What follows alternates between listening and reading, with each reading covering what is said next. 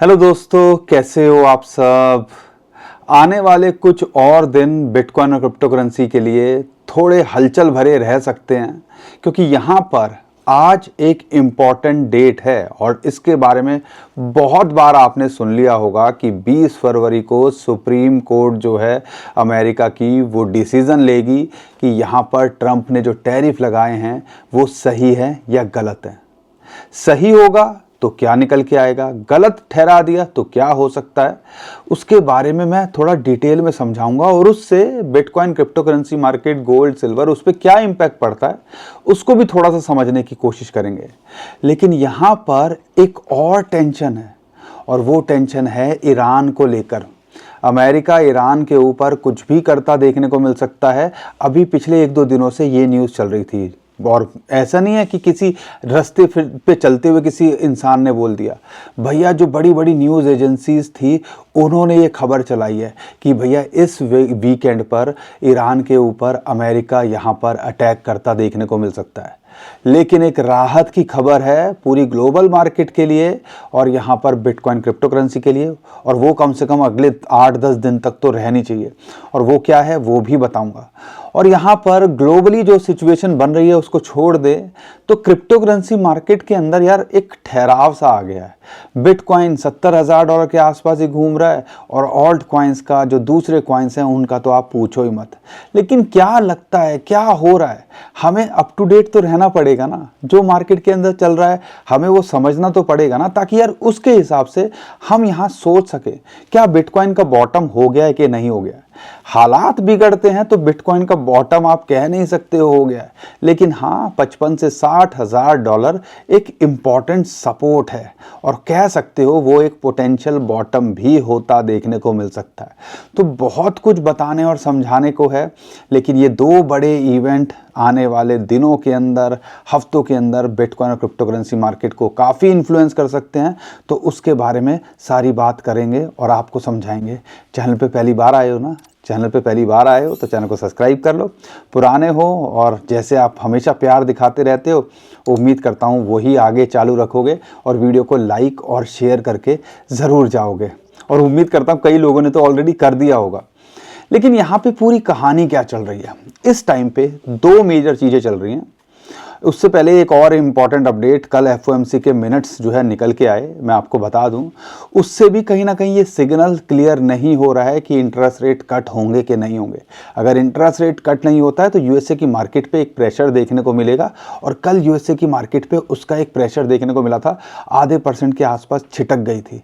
लेकिन global market, अगर Indian market की देखते हैं, सेंसेक्स निफ्टी कल 1% गिरा हुआ था और उसके पीछे बहुत सारे रीज़न थे कि यहाँ पे रुपया कमज़ोर हो रहा है, डॉलर थोड़ा सा स्ट्रांग देखने को मिल रहा है, ईरान की टेंशन हो रही है, टेक कंपनीज अच्छे से परफॉर्म नहीं कर रही है, बहुत सारे रीज़न हैं। लेकिन घूम फिर के देखते हो तो सब कुछ जाता है यूएसए के ऊपर, अमेरिका को लेके। अब अमेरिका के अंदर 2-3 चीज़ें इंपॉर्टेंट चल रही हैं। जैसे मैंने बताया, फेड के नए चेयरपर्सन आने हैं मई के अंदर। अब वो क्या करते हैं उससे भी बड़ा मैटर करता है कि गोल्ड सिल्वर के साथ क्या होगा, यूएसए की मार्केट के साथ क्या होगा। लेकिन आज के जो दो मुद्दे हैं उसमें से एक बड़ा मुद्दा है कि यहाँ पर जो डोनाल्ड ट्रंप हैं वो ईरान पे क्या अटैक कर सकते हैं। अभी तक तो यही चल रहा था कि भैया इस हफ्ते के एंड तक हो सकता है कि ईरान पे अटैक देखने को मिले। लेकिन अभी जो न्यूज़ निकल के आ रही है, अगर उसके हवाले से या ट्रंप का जो कहना है, वो जो उन्होंने क्लियरली स्टेटमेंट दी है कि भैया 10 दिन है, दुनिया देख ले, अगर ईरान मान जाता है तो ठीक है, नहीं तो बहुत बुरा होता देखने को मिल सकता है ईरान के साथ में। अगर ऐसी स्टेटमेंट का, यानी कि जो लग रहा था कि यार इस वीकेंड पे कुछ कांड ना हो जाए, कम से कम वो लगता है कि थमता देखने को मिल रहा है। और कम से कम 10 दिन के लिए तो ये यहाँ पे टेंशन टलते देखने को मिल रही है। अब इससे क्या हो रहा है, गोल्ड सिल्वर के अंदर जो रिकवरी देखने को मिली थी अब वो भी थमती देखने को मिल रही है। क्रूड जो ऑयल का प्राइस था वो भी थोड़ा स्टेबल होता देखने को मिल रहा है। क्यों, अगले 10 दिन तक तो कम से कम टेंशन वाली बात नहीं है। एक टाइम तो ऐसा आ गया था कि ईरान ने नो टर्म, भैया नो फ्लाई जोन, ये सब बात करने लगे थे। हॉर्मुज जो है, स्ट्रेट ऑफ हॉर्मुज, जहाँ से 20-25% सप्लाई होती है सारी दुनिया के क्रूड को, ऑयल की, उसको ब्लॉक करने की बात होने लगी थी। चाइना जो है, अमेरिका ने 50 फाइटर जेट भेज दिए थे, वॉरशिप यहाँ पे लगा दिए थे ईरान के पास में। लेकिन ये सारी कहानी की एक और पीछे की कड़ी आपको समझाने की कोशिश करता हूँ, ताकि आप समझ सको कि अमेरिका ईरान पे अटैक करने में इतना हिचकिचा क्यों रहा है या इतना टाइम क्यों दे रहा है? क्योंकि अभी जो रिसेंट केस हुआ था उसके बाद तो सबको लग रहा था यार, जो वेनेजुला के साथ हुआ, कि यार ये तो कुछ भी कर सकता है। थोड़ा सा समझने की कोशिश करना, थोड़ी सी स्टोरी समझोगे तो आपको समझ में आएगा कि यार चलो लड़ाई ना ही हो तो बिटकॉइन क्रिप्टो करेंसी मार्केट के लिए अच्छा ही है। वो कैसे? वेनेजुला की तरह नहीं है ईरान। ईरान के पास में अगर देखते हो जो मिसाइल पावर है वो वन ऑफ द लार्जेस्ट है पूरी दुनिया के अंदर। 2000 से ज़्यादा बैलिस्टिक मिसाइल बोली जाती हैं उनके पास है। अब उससे होता क्या है, उससे कहानी क्या बनती है? पिछला जो झटका याद है ना, जब ईरान का और इजराइल का कॉन्फ्लिक्ट हुआ था तो क्या कांड निकल के आया था भैया? जो दुनिया का सबसे सेफेस्ट एयर जो है एयर जो डिफेंस सिस्टम बोला जाता था, उसको भी भेद के कई मिसाइल ईरान की इजराइल के कई शहरों पे गिरी थी। ये सच है ना? इतना डैमेज हुआ था कि भैया एक टाइम तो ऐसा आ गया था, जो इजराइल के प्रेसिडेंट हैं वो सीधा भागे थे अमेरिका के पास में कि यार अब तो कुछ बचा लो, कर लो, ऐसी सिचुएशन आ गई थी। उसके बाद B-2 बॉम्बर आया ईरान के ऊपर, उन्होंने उनकी न्यूक्लियर फैसिलिटी को डिस्ट्रॉय करा और उसके बाद ये मैटर थमता देखने को मिला।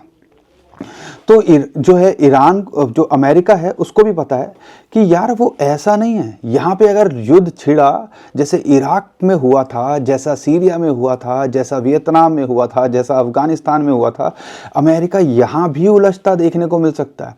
और क्या अमेरिका एक इतनी बड़ी फाइट जो कि 6 महीने, सालों, कुछ नहीं पता कब तक चलती देखने को मिले, क्या अफोर्ड कर सकता है? क्योंकि अमेरिका के ऊपर ऑलरेडी 35 से 38 ट्रिलियन डॉलर का कर्जा है, डेब्ट है।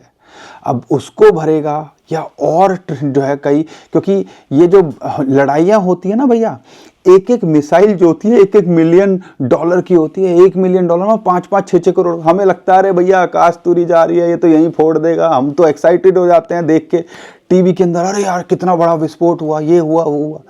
लेकिन उसके पीछे अल्टीमेटली पैसा आम आदमी का ही घिसता है, टैक्स का पैसा जाता है। $1-1 मिलियन की जो है वो मिसाइल्स होती हैं, और $1 मिलियन आप समझ लो, मैं बात कर रहा हूँ 8 से 9 करोड़ रुपए की।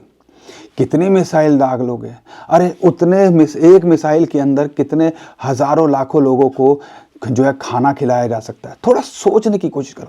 तो इसलिए यार अमेरिका उलझना नहीं चाहता, इसलिए बात नेगोशिएशन की भी चल रही है, और यहाँ पे थोड़ा सा अभी और टाइम दिया गया है। लेकिन साइड बाय साइड, जैसे वेनेजुला के चारों ओर इन्होंने घेराबंदी कर दी थी ना, ऐसे ही यहाँ पे भी करने की कोशिश कर रहे हैं कि यार स्ट्रेट ऑफ हॉर्मुज, ईरान के पास में इन्होंने अपने वॉरशिप के बेड़े यहाँ तैनात कर रखे हैं। ये भी सच है।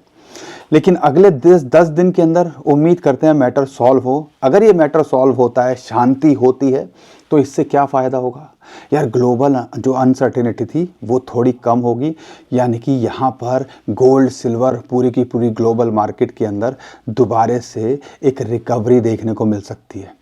ये है एक पॉजिटिव एंगल। लेकिन आज का डेट, आज का दिन बहुत इम्पोर्टेंस रखता है, क्योंकि आज है 20 फरवरी, और सुप्रीम कोर्ट पहले 2-3 बार जो है इस डिसीज़न को डिले कर चुकी है कि ट्रंप ने जो टैरिफ लगाए हैं वो लीगल हैं या इलीगल हैं। लेकिन पॉली मार्केट के डाटा के हिसाब से अगर यहाँ पर जो चांसेस बोले जा रहे हैं 76% है कि यहाँ पर सुप्रीम कोर्ट यहाँ इल्लीगल घोषित करता देखने को मिले। अगर इल्लीगल घोषित करता है, इससे कहीं ना कहीं अमेरिका के ऊपर प्रेशर पड़ेगा।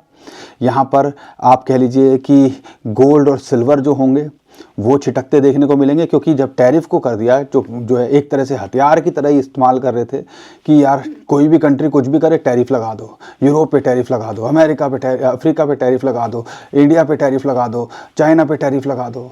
ये टैरिफ खेल रहे थे ना। तो अगर ये चीज़ इलीगल घोषित कर दी तो कहीं ना कहीं एक थोड़ा इस चीज़ पे कंट्रोल आता देखने को मिल सकता है। तो कहीं ना कहीं वापस गोल्ड और सिल्वर, जिसकी तरफ सेफ एंड हेवन एसेट की तरफ लोग जा रहे थे, उससे छिटक के दोबारा ट्रेडिशनल मार्केट की तरफ आते देखने को मिल सकते हैं। तो आज का दिन शाम को या रात को, जब शायद हम सो रहे होंगे, ये डिसीज़न आता देखने को मिले, तो इस पे बहुत नज़र बना के रखिएगा। ये दो इवेंट हैं जिसकी वजह से आने वाले दिनों के अंदर और आने वाले हफ्तों के अंदर मार्केट के अंदर काफ़ी हलचल देखने को मिल सकती है। लेकिन अगर सुप्रीम कोर्ट डिसीजन अगर इलीगल डिक्लेयर करता है तो कहीं ना कहीं गोल्ड सिल्वर गिरते देखने को मिलेंगे। और यूएसए की मार्केट का तो पता नहीं, लेकिन बिटकॉइन और क्रिप्टो करेंसी को एक रिकवरी आने वाले हफ्तों में देखना चाहिए। और लड़ाई नहीं होगी तो आपको पता ही है ग्लोबल सर्टेनिटी आएगी, तो फिर बिटकॉइन और क्रिप्टो करेंसी मार्केट यूएसए की मार्केट के अंदर एक उछाल देखा जा सकता है। लेकिन एक डर हमेशा मुझे लगता है और ये डर जायज़ है। यूएसए की मार्केट भाई ऑल टाइम हाई पर है, अमेरिका के ऊपर डेप्ट है। और यहाँ पे रॉबर्ट कायोसाकी कितने महीनों से सालों से ये कह रहे हैं भैया गोल्ड सिल्वर और बिटकॉइन पे मैं इसलिए फोकस कर रहा हूँ क्योंकि यहाँ पर डॉलर जिस हिसाब से छापा जा रहा है, पता नहीं कब कौन सी अर्थव्यवस्था कोलैप्स कर जाए। बैंक्स ऑलरेडी कोलैप्स करने शुरू हो चुके हैं, तो ये डर तो है। और ये जो है कहीं ना कहीं वो कह रहे हैं कि यार अगर क्रैश होगा तो मैं बिटकॉइन एज अ ऑप्शन देखूंगा। अगर मुझे गोल्ड और बिटकॉइन में चुनना होगा तो मैं बिटकॉइन को एज अ ऑप्शन देखूंगा। तो बिटकॉइन पे कॉन्फिडेंस है। हाँ, जो डेटा निकल के आया है, ग्लास नोड का भी डेटा निकल के आया है कि जो बिटकॉइन है वो टेक कंपनी की तरह रिएक्ट कर रहा है। जैसे कि इस टाइम पे जैसे हालात थे तो भैया बिटकॉइन को तो भागना चाहिए था, लेकिन जितना कंट्रोल बड़ी बड़ी कंपनीज खासकर यूएसए की ईटीएफ कर चुके हैं, शायद उसके चंगुल से इस टाइम पे निकल नहीं पा रहा है। लेकिन ये भी सच है कि जब ये रिकवरी करेगा, मैंने पिछले 10 साल के अंदर 3 बार तो देख चुका हूँ, और चौथी बार कुछ महीनों कुछ सालों के अंदर अगर ये रिकवरी करके नया ऑल टाइम हाई बना दे तो हम ज़्यादा शॉक नहीं होंगे। इसीलिए बार बार बोलता हूँ कि फोकस करो यार कि बिटकॉइन और इथेरियम रहे, और ख़ास कर लॉन्ग टर्म के लिए फोकस करो। और बिटकॉइन और इथेरियम में पूरा पोटेंशियल रखते हैं आने वाले टाइम के अंदर अपना नया ऑल टाइम हाई बनाते देखने को मिले। लेकिन फ़िलहाल यहाँ पर हलचल की वजह से अगर बिटकॉइन का बॉटम ढूंढ रहे हो तो बिटकॉइन का बॉटम 55 से 60 हज़ार डॉलर तक हो सकता है, क्योंकि यहाँ पर 50 month moving average, 21 day moving, 200 week moving average sorry, तो वो है और वो एक इंपॉर्टेंट सपोर्ट का काम कर रहा है। इसीलिए 60 हज़ार पे आया और वहाँ से जल्दी बाउंस बैक कर गया। अगर उसको तोड़ता है तो फिर भैया हिस्ट्री रिपीट होती है, और हिस्ट्री रिपीट होती है तो आपको पता है 80-90, 80 से 70%, 70 से 80%, उल्टा ही बोला जा रहा है आजकल, तो ये होता देखने को मिल सकता है। और अगर वो होगा तो 50,000 डॉलर के नीचे भी आता देखने को मिल सकता है। तो बॉटम आप ये एरिया ले सकते हो कि 55-60 हज़ार डॉलर और फिर 50,000 डॉलर के नीचे, तो ये 2 एंट्री पॉइंट हो सकते हैं अगर आप एंट्री बनाने की सोच रहे हो। लेकिन वही है, लॉन्ग टर्म में देखो, स्टैंडर्ड चार्टर्ड का तो ये भी कहना है 50,000 डॉलर पे तक क्रैश कर सकता है, उसके बाद रिकवरी दिखाए। और अगर 50,000 डॉलर बिटकॉइन का प्राइस आएगा तो ऑल्ट कॉइन्स की क्या फजीयत हो सकती है, जस्ट इमेजिन। और ख़ासकर अगर इथेरियम को लेके उनकी बात करें तो 1400 डॉलर एंट्री यहाँ देख रहे हैं। फ़िलहाल के लिए 2000 डॉलर के आसपास इथेरियम कोशिश कर रहा है होवर करने की। अगर यहाँ से चटकता है 1750 डॉलर और फिर जो है 1500 डॉलर इसको यहाँ सपोर्ट मिलती है। अगर यहाँ से रिकवरी करता है तो आने वाले टाइम के अंदर 2400-2500 डॉलर पे इसको एक बड़ी मेजर रेजिस्टेंस है। अगर मैं बिटकॉइन की बात करता हूँ तो बिटकॉइन के लिए फोकस यहाँ करना है कि 69-70,000 डॉलर्स यहाँ उलझा हुआ है, प्रीवियस ऑल टाइम हाई भी, और हम लगातार इसके बारे में बोल रहे थे। अगर यहाँ से बाउंस बैक करता है तो आने वाले टाइम के अंदर ये 84,000 डॉलर्स पे इसको आना चाहिए, और जल्दी ही आना चाहिए। जल्दी मतलब मैं ये नहीं कह रहा हूँ आजकल में आ जाए, अगले कुछ महीनों के अंदर, क्योंकि भैया एक माइनर को एक बिटकॉइन बनाने के लिए इतनी कॉस्टिंग पड़ती है।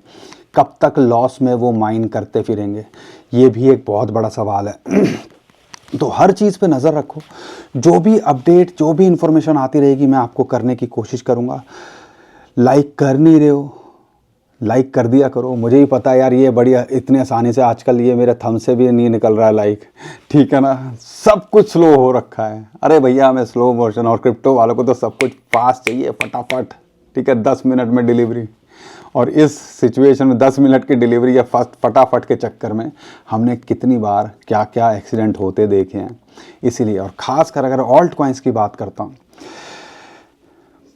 ऑल्ट कॉइन्स के अंदर हर साइकिल के अंदर ऐसा होता है कि कई ऑल्ट कॉइन्स यहाँ ख़त्म हो जाते हैं, वो रिकवरी नहीं करते हैं। लेकिन यहाँ पर जो बड़े ऑल्ट कॉइन्स हैं, जो यूज़ केस हैं, जैसे कि सोलाना हो गया, XRP हो गया, BNB हो गया, सुई हो गया, इनफैक्ट अगर AI को लेके बात करते हो तो नियर हो गया, तो इनके अंदर आज तो ऐसा हो सकता है, क्योंकि AI नियर की बात करूँ $20 से ये $1 आधे डॉलर तक आ गया था, $1 पिछली बार, और उसके बाद इसने $7-8 दोबारा भी लगाया।